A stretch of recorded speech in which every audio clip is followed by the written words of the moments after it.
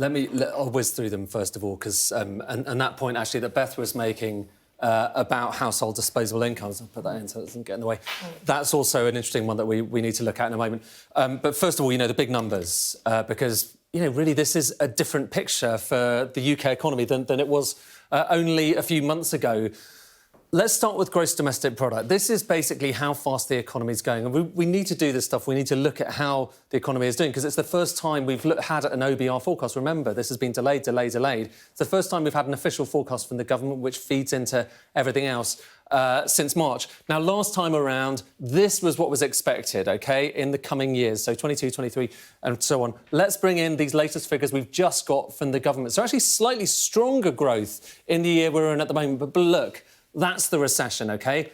And the OBR thinks we are in recession right now, down by 1.4% next year, compared with an increase of 1.8%, which was the previous expectation. But another thing that's worth just drawing your attention to, I mean, that's the big story, first of all, but the thing that worth noting is, look, these are quite strong numbers in the future years. Kwasi Kwarteng was talking about wanting to get up to 2.5% GDP in the future. Well, we're kind of at that level.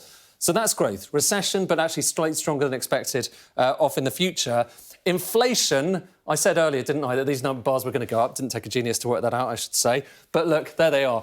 9.1% inflation this year, 7.4% next year, so a lot higher than previously expected. But look at this as well. Look, you've got negative inflation, deflation in 2025. So a big question as to whether the recessionary forces are going to force that through into the system. So that's interesting too. And then, finally, when it comes to these numbers, the big numbers, let's look at borrowing. So you've got public sector net borrowing. This is the total amount the government is borrowing in these years, going out into the future. The higher the bars are, the more they are borrowing. Last time around, blue bars. This time around, red bars. Have a look. I'm going to bring them on. And there you can see an enormous shift.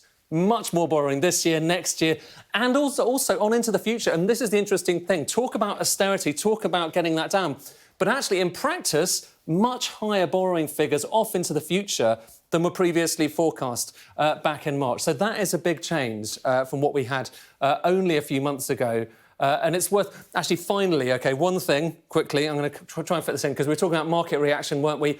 This is the government bond yield over the course of the last few hours. Look, it jumped a bit during the statement. OK, people got a little bit nervous around then. But look, it's come down quite a lot. The government will be quite pleased by that.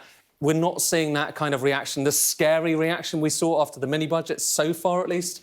But let's see what happens over the course of the next few hours, because the day's stood young. And I'm sure you're going to be keeping track of that for us. Lots of analysis still to come.